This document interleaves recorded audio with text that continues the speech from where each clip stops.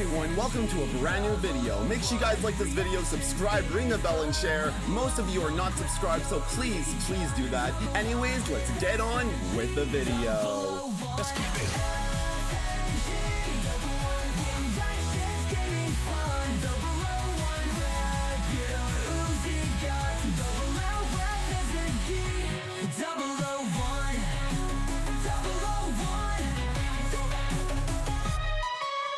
Hey everyone, SMG here. Welcome back to another Brewstew reaction. We're going to be doing a little compilation here because it's been a while since I reacted to Brewstew. We're going to do school punishments and then we're going to keep on doing the other ones. So we're going to do, public school in the 90s, part 2 of that video, part 3 of that video, and then 90s TV, Legend of the Hidden Temple, and then Childhood Injuries Part 2. Like this video, subscribe, ring the bell, and share. Let's start with school punishments. Let's go.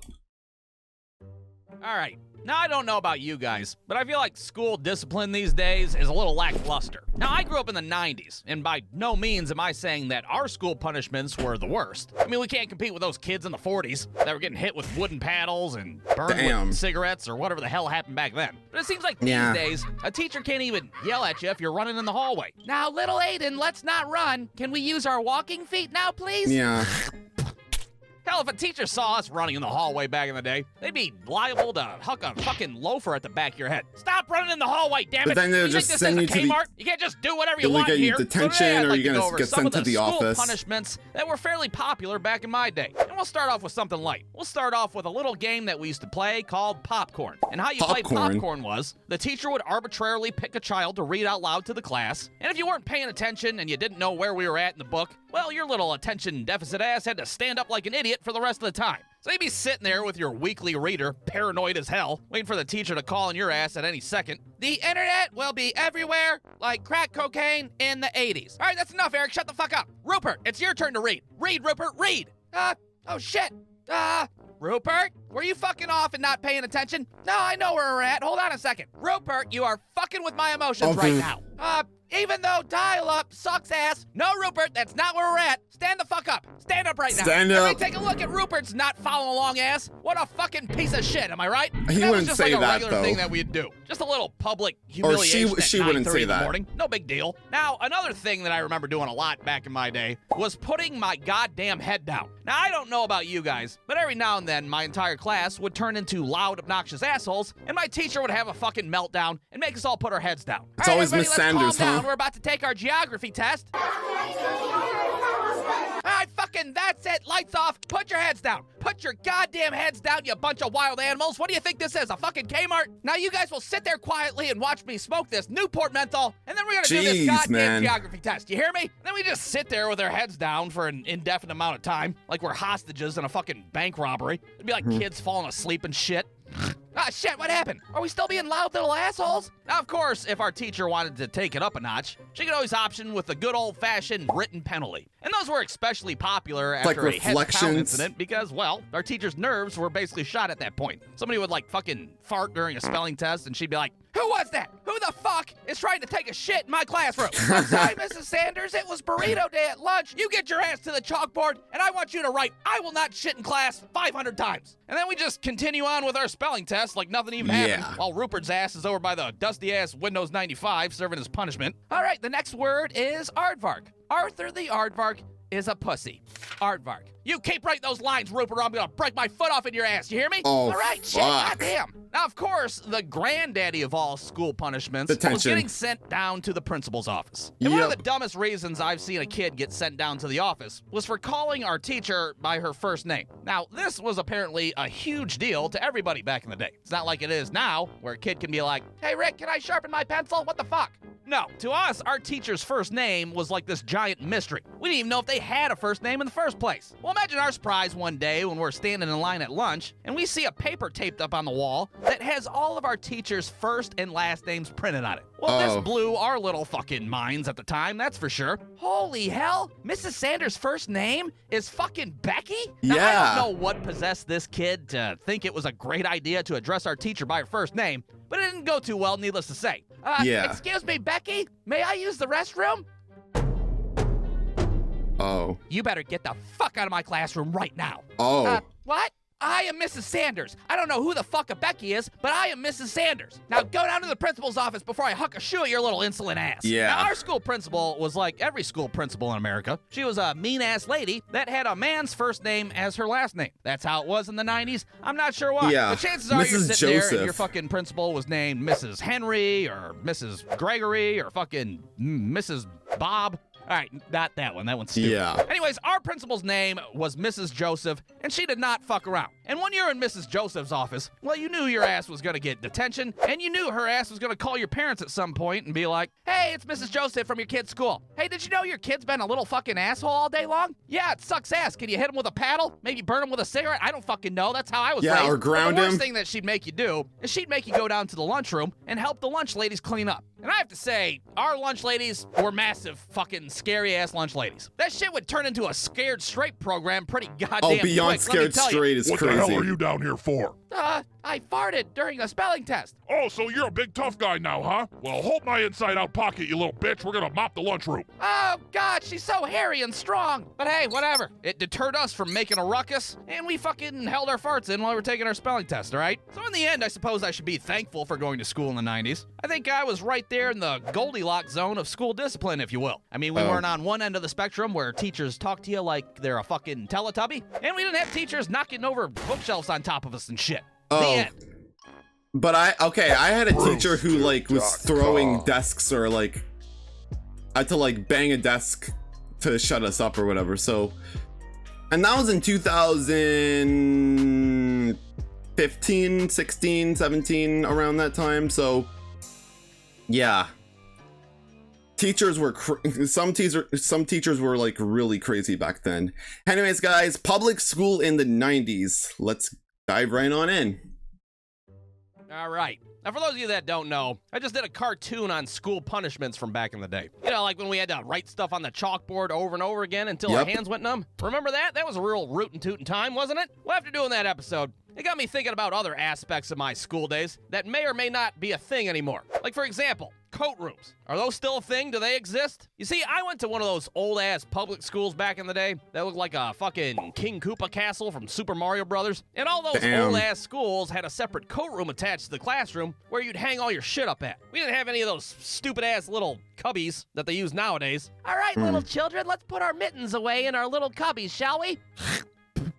Oh, no, damn. back in my day, you put your shit in the coat room because your teacher didn't want to look at your stupid-ass, obnoxious Angry Beavers book bag. Put it away. Go. But the cool thing about the coat room was that was the place where all the shady shit would go down when you were a kid. Like if you had Pokemon cards to trade before class or a fucking Newport menthol to smoke, well, you did that shit in the coat room where the teacher couldn't see you. Hell, I've seen entire fucking fist fights go down in the coat room. I seen a kid catch a missile drop kick to the teeth, and then 5 minutes later, he was sitting at his desk taking a spelling test. Not to mention the time where a kid took a piss inside of the coat room, and we all got to go outside again for a bonus recess while the janitor cleaned that shit up. What a fucking time to be alive. You definitely can't pull that shit off with a fucking cubby. Your ass would catch a indecent exposure charge. So what I'm saying is, bring back the cops. All right, they're fucking cool. Hashtag fuck cubbies. Now, another thing that seems to be disappearing from schools these days is having your own desk. I don't know what the hell's going on, but it sure seems like schools these days just throw a bunch of tables and chairs in there for kids to sit at. And I think that's a pretty big mistake because having your own desk was part of your identity back then. That was your desk. That was your little piece of the classroom. Don't touch my desk, goddammit. I pay the property tax on this motherfucker. Go, get away. Don't even look at it. Hell, your desk was basically an extension of your student self. Like, if you got in trouble in class, chances are your teacher would send you and your desk out in the hallway as a punishment. Why are you sitting out here?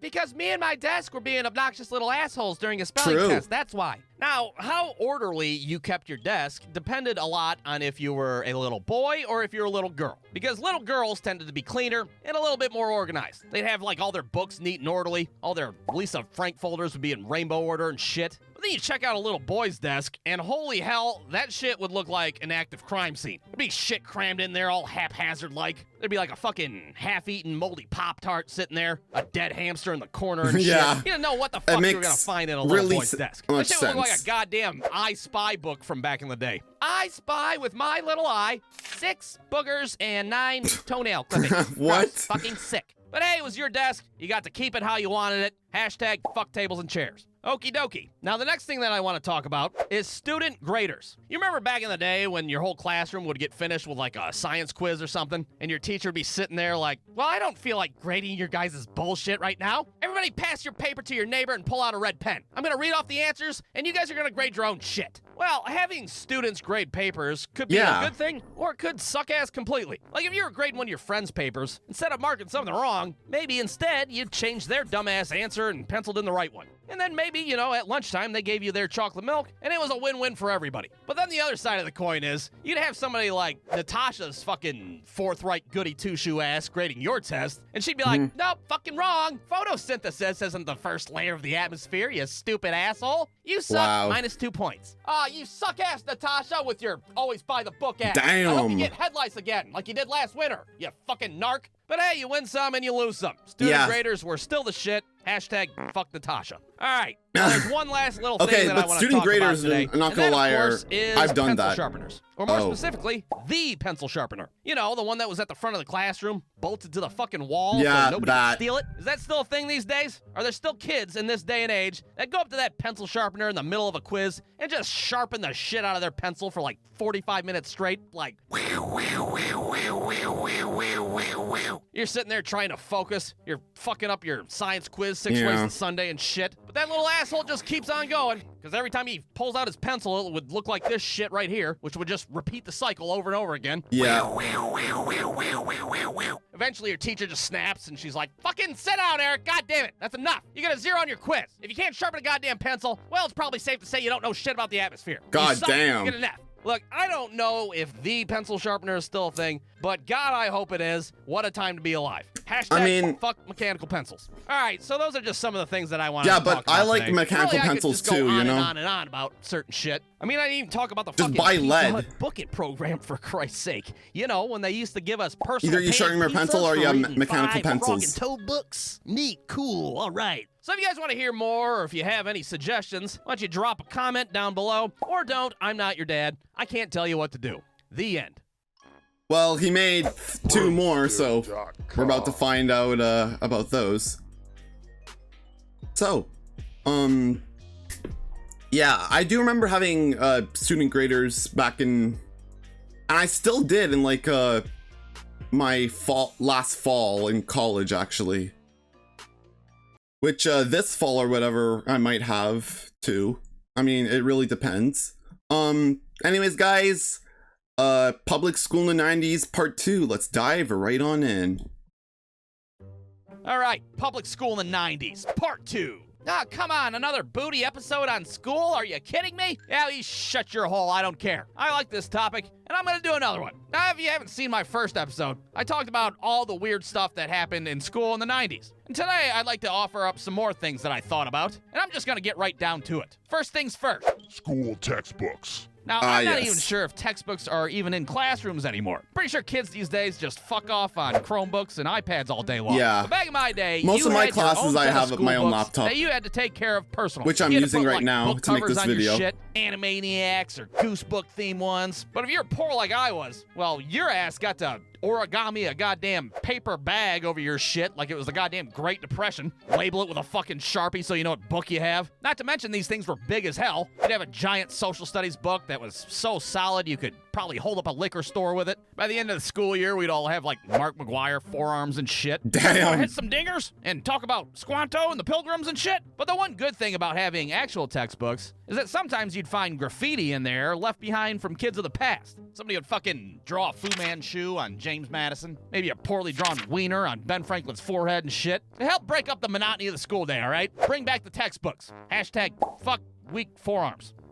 All right, next up, we're gonna talk about kid cops. You guys remember back in the day when your teacher would leave the classroom and she'd just like randomly deputize a kid? Out of nowhere, she'd just be like, all right, I'm getting the fuck out of here for 5 minutes. You guys are stressing me out. I'm gonna go hit a port out in the parking lot. Billy, you stand at the chalkboard, and if anybody talks, write their name down, and I'll crack their ass when I get back. Now, you would think that this would not work at all. I mean, we were all children after all. We're all on the same team. Fuck that teacher. But as soon as any child got the smallest piece of authority, they'd be like, fucking, all right, everybody shut the hell up. This is a police state now. I'm the new sheriff in town. I don't want to hear shit. Piss off, Travis. You're on the board. Stop talking. Ah, what? I just fucking coughed. Oh, 10 minutes fuck. later, the teacher comes back. There's like 14 kids' names on the board and shit. Ah, well, looks like I'm cracking everybody's ass today. Good job, Billy. Looks like that brainwashing 101 class I took in college really paid off. Kid Cops. What a time to be alive. Should be a goddamn series on Fox. On the next episode of Kid Cops, little Philip lets out half a fart.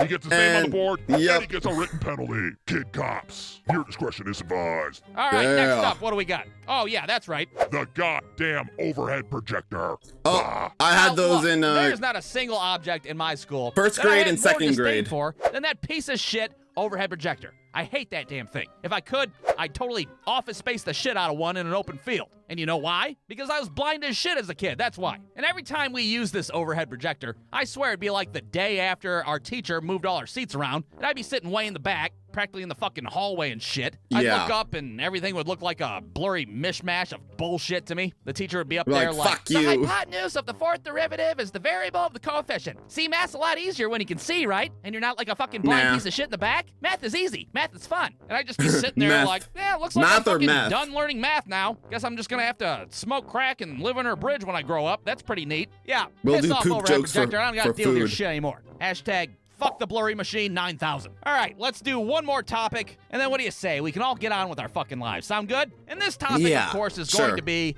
lice checks. Lice check. This little event would occur quite frequently I've only did this throughout once. the school year. Only All of a did sudden this your once. teacher would be like, all right, everybody, we're going to go down to the nurse's office, and we're going to see who's the dirtiest kid in class. Sound fun? So we'd all just line up and prepare to be inspected. Everybody's paranoid as hell. All of a sudden, your head is 1,000% itchier all of a sudden. Now, it's worth noting that back then, I would put copious amounts of hair gel in my hair. I'm talking gobs and gobs of that fucking blue LA looks bullshit. Every morning, I'd have armadillo hair. It'd be hard as hell, practically bulletproof. But by mid-afternoon, all of that hair gel would get all white and flaky, and if you look closely, that shit kind of looked like I had head lice, I'm not gonna lie. So every time I went to see the nurse, she'd be like, holy shit, it's the mother load! Burn it! Burn it with fire! And I'd have to be like, calm down, lady, it's just the LA looks. Put that fucking flamethrower down. It's just hair gel. But regardless, we'd all head back to class, and no matter what, there was always at least one kid missing. I don't know what they did with that kid. Put his ass in quarantine somewhere, who the fuck knows? But our teacher would always try to play it off like nothing even happened. All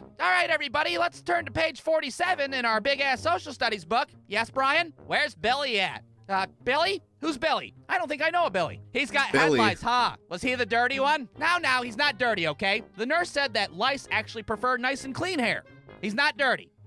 Yeah, he's fucking dirty, all right. But hey, head lice checks were just the thing that we had to deal with, all right? Only did it once. Better than the fucking and I think I was clean. Checks that we had to do in gym class, where we had to get all I don't think I never had lice. Off. Remember that? Hashtag fuck that weird I think shit. I had dandruff, but not lice. Once again, those Unless are those some are of the things that I had to to the deal same with thing. in 90s I don't know. School. And if you like this one, well, I'll probably make another one because and guess what? he did. I still even talked about the goddamn Pizza Hut bucket program. I totally forgot about it. Shit. Free personal pan pizzas? What the fuck? So if you're sitting there pissed off that I'm probably gonna do another public school in the 90s part 3, well, what can I say? You're not my dad, and you can't tell me what to do. The end.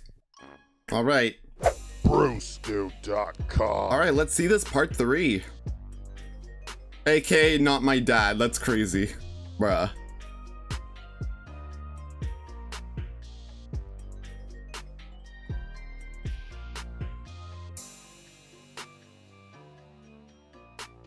All right, let's go to part 2, or part 3, I mean. All right, here we go. Let's dive right on in. All right, public school in the 90s, part 3. Ah, neat, another school episode that nobody asked for. Cool, sweet. Look, this is the last episode I'm doing of this series, okay? After this, I'll go back to talking about the Power Rangers and wrestling from the WWF Attitude Era. But right now, I'm talking about what public school was like in the 90s, okay? All right? Is that fine? And the first thing that I want to talk about is school jobs. Back in my day, there were a plethora of little jobs that you'd have to do throughout the classroom. For instance, sometimes you got to be the paper passer outer and pass back all the graded papers. You know, see how badly your friends fucked up their spelling test and shit? Holy hell, a 47%? God damn, have fun digging ditches and sucking dick for money for the rest of your life, Eric, you fucking piece of shit. Or maybe perhaps it was finally your week to be the goddamn line leader. You remember that? All right, everybody, we got a guest speaker today. So I want a nice, neat, orderly line while we go down to the auditorium. Usually, to listen when it's to the a line, crackhead it's always tell like us A not to Z smoke crack. with You got last it? names, I Of course, think. somebody always had to Like be the family caboose names. at the end of the line, a job that, you know, nobody gave a shit about. Either Okay, that I'm or the it's like caboose. Everybody small move kids along in the now. front Shut the fuck up, or caboose. We don't big gotta kids in listen the to back. you. Or tall kids, I mean, you know? But I gotta say, out of all the school jobs, I think that school crossing guard was the most pointless. I mean, you got your little belt and your stupid flag on a stick, standing on the street corner like a glorified parking cone, while all the kids walking to school just ignored your ass anyways. Halt! Stop walking! I am the law! Shut the fuck up, crossing guard! We don't gotta listen to you! Bitch-ass Damn. crossing guard, you don't know shit! Oh. School jobs, they were important, all right? Hashtag fuck the caboose. All right, next up, Yeah. what do we got? The Pledge of Allegiance. All right, now I know Oh. kids still do the Pledge of Allegiance in class. Nah, I feel like, it like, was a bit I did more O emphasized Canada back when 'cause was a I kid. lived But It there. was basically how we started every But, school day. so I'm for Christ's sake. basically You'd wake skipping your ass up this and eat one a toaster strudel for breakfast. when it You'd comes take to your me. ass to school, and then you'd fucking. Pledge your allegiance to the United States of America. And to me, it's kind of funny. Hmm. I mean, do you remember what it was like saying the pledge when you were in the first grade? We didn't know what the fuck we were doing. We could hardly wipe our ass, for Christ's sake. We could have been pledging our allegiance to fucking Jabberjaw the shark for all we knew. You'd have kids that would only know Who like the 60% fuck is of the words, Jabberjaw? just totally butchering the pledge and shit. One nation, on God, invisible, with liver teeth and mustaches for all. The end. But hey, we did the best Yeah. we could, all right? It's a goddamn Pledge of Allegiance. Hell, to this day as an adult, I'll dust off the old pledge first thing in the morning sometimes. With liver teeth and mustaches for all. What the Don't fuck be are like, you doing? "Oh, the fucking Pledge of Allegiance, what does it Canada." look like? Okay. Hashtag on God. Hashtag invisible. All right, next What? up, we definitely got to talk about. Blood sport matches in the lunchroom. Ha! Now, it's important to What? note that back when I was a kid, there were two things that you did not want to be labeled as. Number one was a jabroni. Which we Jabroni? didn't really know what that was, but we definitely What knew we the didn't want to be fuck? one, that's for sure. And number two was a wuss. And a wuss was apparently anybody that had any fucking common sense whatsoever. Because the only way you could prove that you were not a wuss was to take part in these fucking blood sport matches in the lunchroom. Yeah, I'm talking about games like good old-fashioned bloody knuckles. You know, where you take turns punching each other's fists until somebody cries or fractures a metacarpal. You know, kid shit. That sort of thing. Well, our little version of bloody knuckles was a little different because we would take turns flinging a fucking quarter at the other person's fist. You know, until somebody cried or fractured a metacarpal. Are you playing Bloody Knuckles by yourself? I'll play with you. I'm not a pussy. Or, And this was all just to show how big and bad we were, and that we definitely were not a fucking wuss. And if that wasn't bad enough, sometimes we'd even give each other eraser burns on purpose. You remember eraser burns? You remember that shit? When some psychopath, aka your fucking best friend, would whip out an eraser and just scrub the shit out of the back of your hand until your skin fell off? Yeah, fucking fun times. Ow, I don't know what kind fuck, of man. Tyler Durden shit we were up to back then, but it was stupid as hell. Look, you see? No skin on the back of my hand. You see how tough I am? Well, I can see how fucking stupid you are, I can tell you that. Nah. You're gonna get MRSA or some shit. What the fuck is the matter with you? Well, what can I say? Boys will be boys and all that shit, right? Yeah, Blood sport matches true. in the lunchroom.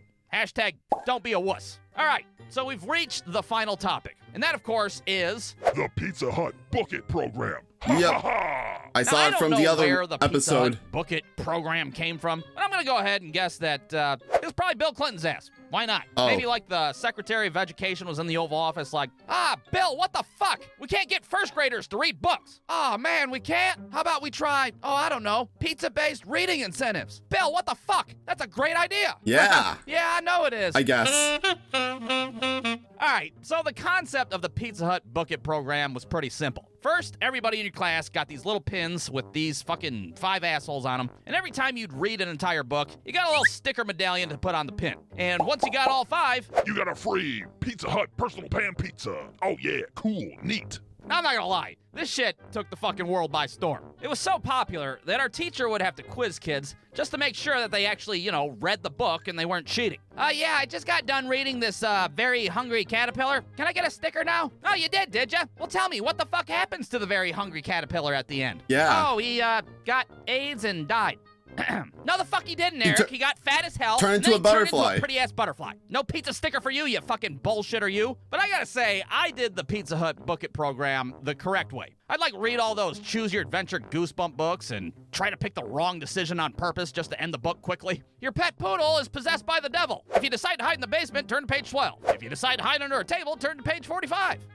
Fuck it. I guess I'll hide under the table. Let's see. Yeah. Now you're fucking dead, you stupid asshole. The end. Oh, sweet. Yes. Done. Another book down. All right. Well, you bet your ass when I got that 5th fucking medallion sticker, I walked in my local Pizza Hut like a goddamn pimp. I want my free personal pan pizza, motherfucker. I'm a learned young man. Give me pizza. Bill Clinton said so. Pizza Hut Book It program. What a time to be alive. I never got that. Thank you, Bill Clinton. All right. So that's it. That's what public Because school Canada was like schools for me did in the not 90s. do that. A little bit of good, a little bit of bad. But I think it's safe to say that it made me the man that I am today. A college dropout that does shitty stick figure cartoons on the internet. The end. Brewstew.com. Let's see if I become a college drop. Nah, I'm not gonna drop out of college. But I'm going to finish my college and then maybe do YouTube, something like that, you know? It's whatever happens first, you know? But I'm definitely gonna finish my college first. Next up, we have 90s TV's Legend of the Hidden Temple and then Childhood Injuries Part 2. So last 2 videos and we good. Let's dive right on in. All right, now I don't know about you, but one of my favorite shows as a kid was a little Nickelodeon game show called Legends of the Hidden Temple. And the show was pretty much your standard Nickelodeon game show at the time. You had a bunch of kids competing in trivia and physical challenges. And oh yeah, of course, there's a Big Daddy obstacle course at the end. Of course there is. Why not? It's the 90s. But what set this show apart from the rest was it had this giant animatronic talking head named Olmec, and this was apparently his hidden temple. This was his house. I am Olmec. This is my hidden temple. This is my house, you little bitches. Now, the temple was a 2.5-story fun house in Universal Studios. It had a bunch of rooms filled with puzzles and obstacles. Now, the whole goal of the show was for kids to navigate this temple and steal an ancient artifact that belonged to Olmec. If they somehow pulled that off, guess what? They won a trip to space camp. And space camp was cool in the 90s, let me tell you. Rockets and fucking stars and the rings of Saturn, bitch. Now, every episode would have a different ancient artifact that these kids were trying to get. It'd be something like Joan of Arc's helmet or Leonardo da Vinci's paintbrush, fucking Ben Franklin's Bop It Extreme 2. Look, they pulled a lot of these artifacts AI, out of their ass, right? A lot of them were complete horseshit, if you ask me. Hell, a lot of the times they weren't even ancient artifacts. They'd be like New Age shit. Today's episode is The Legend of Bill Clinton's Golden Saxophone. And you'd be sitting on the couch like, Bill Clinton's golden saxophone? That motherfucker's still in office. What the hell? Now, the contestants on this show were made up of 6 teams, and they're all named after colored animals. You'd have teams like the Blue Barracudas, which was America's favorite team, we can all agree. And then you'd have teams like the poop-ass Purple Parrots, which everybody hated because they always sucked ass. I don't know if they did it on purpose, but it sure seemed like all the shittiest kids were always on the Purple Parrots. There'd be like a cross-eyed kid, some kid with a fucking gimpy polio leg and shit. Yeah, pretty shitty odds in Vegas, if you ask me, on the fucking Purple Parrots. They sucked ass. Now, the show was hosted by a guy named Kirk Fogg. And ladies and gentlemen, I have to say, that's the shittiest name I ever heard of. Those fucking syllables don't go together. What the hell is that name? Can you believe some mother at some point in time looked at her newborn baby and was like, oh, he's the most precious thing in the world? I think I'll name him Kirk Fogg. Well, your name was... What the hell is that all about? Anyways, what are you Kirk doing, Fogg Mrs. would Fogg? run out there and introduce the show to the live studio Just audience. name him Kirk. Welcome to the Legends of the Hidden Temple. I'm your host, Kirk Fogg. Boo! Your name Boo! fucking sucks. Now, the show was broken down into 4 segments. The first being the moat crossing, where kids would have to cross this waist-deep water in some sort of shitty, haphazard way. All right, everybody's got to cross the moat using these shitty little boogie boards. Any questions? I'm in a wheelchair, and she doesn't have any arms. Shut the fuck up, Purple Parrots. Nobody asked your ass. Ready, set, go. Now, this was kind of wild because only the 4 fastest teams got to move on. That means a third of the teams got eliminated within 2 minutes of the goddamn episode. Well, that's bad news for the Silver Snakes that are both fucking asthmatic and didn't even make it halfway across. And it's even worse news for the shitty Purple Parrots who were probably fucking face down in the water dead at that point. Wow, their parents dude. would be up in the stands like, oh, what the hell? We're done already? God damn it, Travis. I had to take out a HELOC on our house to afford this trip to Florida. What the fuck? But hey, in true Nickelodeon fashion, at least they get some shitty consolation prizes, which was either a Looney Tunes wristwatch or, I shit you not, a goddamn bottle of chocolate syrup. What the hell? Whoopity do, Travis! Whoopity fucking do! Now, the 4 remaining teams would then move on to the next segment. The steps of knowledge. Now, if you had to, like, take a shit while watching this show, well, the steps of knowledge was a good segment to go ahead and take care of that, because it was just basic, boring-ass trivia. Olmec would be up there telling this long-winded fucking story about the ancient artifact. Bill Clinton enchanted all of America with his golden saxophone. He also invented the state of Arkansas, and he was half man, half penis. And then all of a sudden, boom, pop quiz time. You get a question right, you move down a row of the fucking steps of knowledge. The 2 teams that reach the bottom get to move on. How many women did Bill Clinton sleep with in 1996? Every single one? That is correct. Oh my god. Every round of the steps of knowledge would always end the same way. And that would be with 2 winning teams at the bottom and 2 fucking attention deficit teams at the top that didn't even answer one single question right. So they would promptly fuck off and get their chocolate syrup prize, and we'd move on to the 3rd segment. The Temple Games. The Temple Games. The Temple Games were 3 activities that the final 2 teams would compete in order to earn pendants of life. Whoever had the most pendants of life got to move on to Olmec's Temple Run, aka the Big Daddy Obstacle Course. Now, these games would always be loosely based on that episode's theme. So for a fucking Bill Clinton saxophone episode, it would be like, you guys gotta fucking climb this rock wall that's in the shape of Arkansas. Now you guys gotta fucking balance the budget with Newt Gingrich. How about that? Okay, whoever throws 2 balls through this mouth hole of this cardboard cutout of Monica Lewinsky gets the last pennant of life. You know, Bill Clinton shit. Whatever they could think of. But naturally, whoever got the most pennants of life got to move on to the one and only Olmec's Temple Run.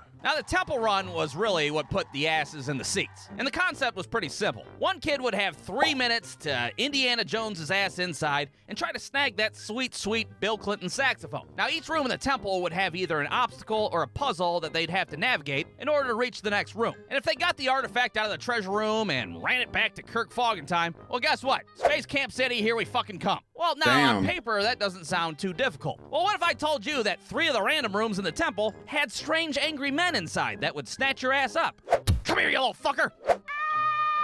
What? Oh. Fuck, yeah, that's a little bit different now. Yeah, those would be the temple guards, and you did not want to screw around with them. Now, luckily, if you had one of your pendants of life from the temple games, well, they would snatch that up instead of your little 11-year-old ass. But God forbid if you didn't have a temple of life pendant, well, they would fucking physically remove you from the premises and carry you off like a piece of luggage. Now, what they did with those kids, I have no idea. I'm pretty sure they would just put them out in the Universal Studios parking lot like, fuck off, you lose. No space camp for your ass. Regardless, it was now time for the other teammate to run into Olmec's temple. Now, I don't know about you guys, but it sure seemed like hardly any kids ever won the temple run. After doing my research for this shitty little cartoon, I found out there was only a 26% success rate. 26% of kids fucking beat the goddamn temple run and got to go to space camp. Do you know how many potential astronauts we missed out on because Nickelodeon couldn't ease up on the fucking temple run? We could have a colony on Mars right now. Yeah, like make it easier or something. Nickelodeon, you piece of shit. But instead, just about every episode of Legends of the Hidden Temple ended the same way. And that would be with the final kid looking like a complete fucktard in the shrine of the Silver Monkey Room. This was the most detrimental fucking room in the whole Hidden Temple. And all you had to do was assemble a 3-piece monkey statue. You had the ass, you had the body, and you had the head.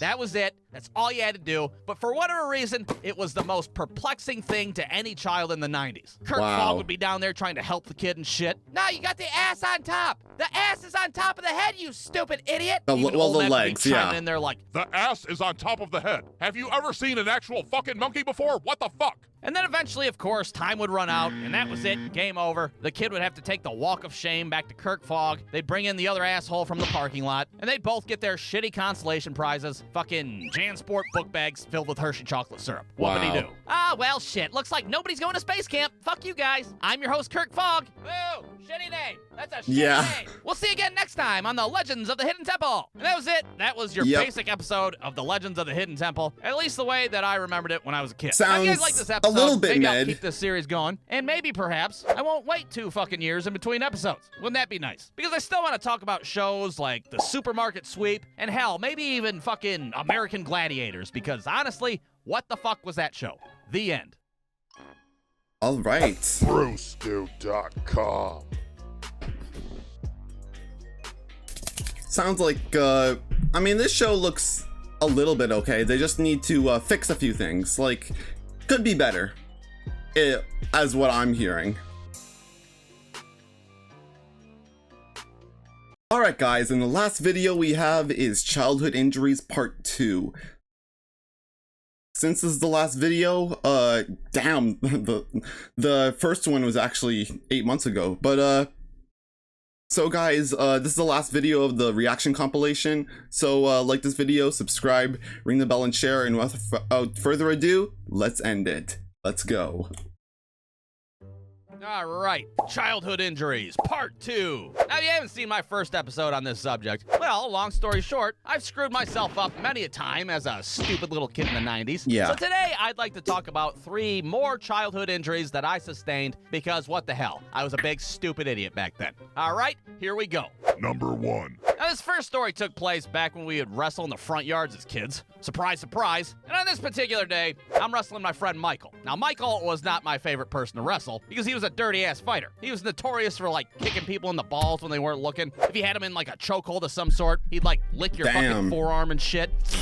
Ah, sick, Michael, what the hell? Well, on this particular day, instead of having like our normal run-of-the-mill wrestling match, my friend David decides to drag a fucking 10-foot ladder out of his garage, and we're gonna have ourselves a little ladder match in his front yard. Yeah, what the hell did you guys do for fun as kids? Play Duck, Duck, Goose like a bunch of pussies? Yeah, well, we had fucking ladder matches in the front yard on a Tuesday at 4:30 in the afternoon. No big deal, it's fine. It was normal back then. Now, the whole point of a ladder match is for you to beat the hell out of your friend to such a degree that you're able to scale a ladder and grab a styrofoam championship belt that you got at Kmart. If you did that, you were the champion of the front yard, you won. So me and Michael are out there wrestling, and by wrestling, I mean we're having a fucking fist fight on a ladder. I end up kicking Michael in the teeth. He falls to the ground and explodes on impact, and lo and behold, I'm at the top of the ladder. Well, Michael's gonna probably start crying or something. Championship belt above my head, and that's it. The match is over. I won, or so I thought, that is, because that's when Michael's salty ass decides to do a haphazard missile drop kick, and next thing you know, I'm plummeting off the tippity top of the ladder. Now, out of all the things you would not want to land on when you're falling off a ladder,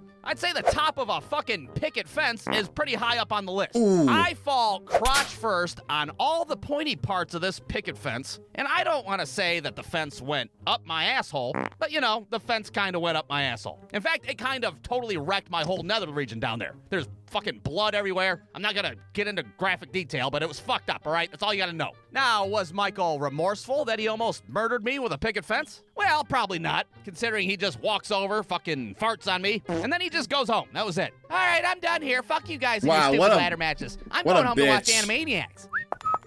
But hey, at least I got that sweet, sweet styrofoam Kmart championship belt. That was completely worth it, right? No, probably not. Oh, well, what the hell. Number 2. All right, now this next story takes place back in my baseball days, and I'm over there standing on second base, looking at my coach over at third, who's standing there doing the fucking Macarena, which was our team's signal to steal third base.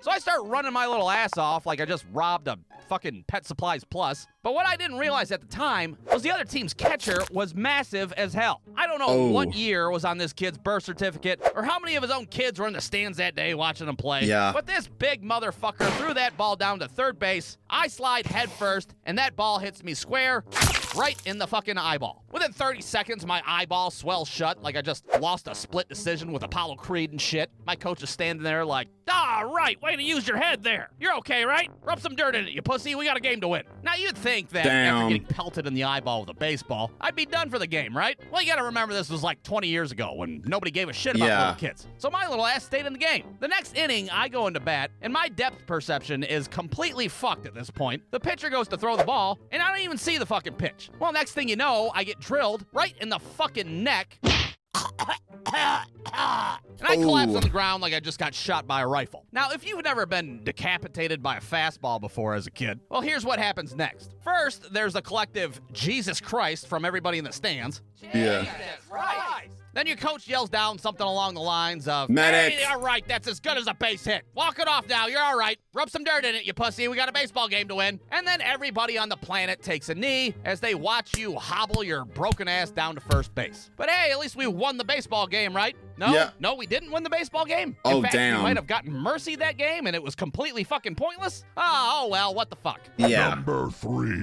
Okie dokie. Now, this last incident occurred while I was hanging out at my cousin David's house. And on this particular day, we were playing a little video game called Driver. for the Sony PlayStation. Now, Damn. you've never played Driver for the Sony PlayStation before. Well, join the fucking club, because technically, I've never played it either. I mean, I've played the opening bullshit tutorial where you're stuck in a parking garage and you gotta do all these fucking car maneuvers within 60 seconds. I've played that part over and over and over again. You know why? Because it's impossible to get out of that goddamn thing. All this shit within 60 seconds? What the fuck is a slalom? Anybody have an idea? Well, It's not like- 9-year-old me and David, that's for sure. It's like Well, you have to go through the 45 minutes rings of or us whatever. just getting our dicks slammed in a car door from Driver for the Sony PlayStation, we decide to head on down to the local library, because at the local library, they got these magical internet boxes where you can go on CheatCodeCentral.com. and you can find cheat codes for all sorts of video games. And maybe, just maybe, we'll be able to find a cheat code to get out of that godforsaken fucking parking garage and Driver for the Sony PlayStation. So we headed to David's garage to get some bikes, and David had 2 bikes at this time in his life. One was his sweet-ass orange mongoose, and the other was a broken-ass bike that had no pedals on it. Now, you might be sitting there watching this like, a bike with no pedals? How the hell do you ride a bike with no pedals on it? Oh, well, it's easy. All you gotta do is tie it up to the ass end of David's bike with a jump rope, and then you can have David Napoleon Dynamite your ass throughout the neighborhood like a complete fucking idiot. So there we are with our shitty man-made tandem bike from hell. David's pulling me along. My life is completely in his hands. I gotta mimic every fucking movie he makes, or else I'm gonna screw myself up 6 ways to Sunday.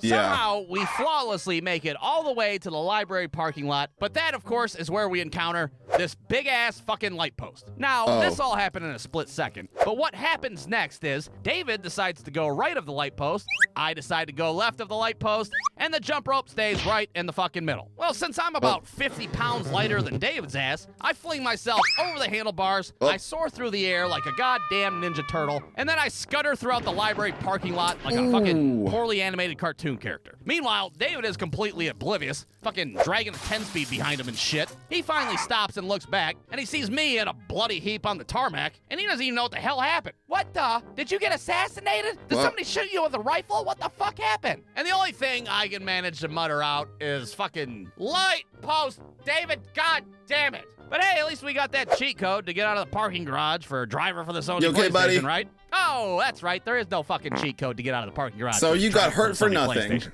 Doesn't that just suck ass? Oh, well, what the fuck? Who cares? So there you have it. Those are 3 more childhood injuries that I suffered as a kid. If you'd like to hear more of these stories about me getting hurt, well, let me know down in the comments. Or don't. Maybe. I'm not your dad. I can't tell you what to do. The end. It probably will make a part 3, maybe. Brewstew.com. Okay. So guys, if you liked all these Brewstew reactions that I just did as a compilation of some sort, like this video, subscribe, ring the bell, and share, and without further ado, that was it. So I'll see you guys next time. Later guys, thanks for watching, and deuces. SMG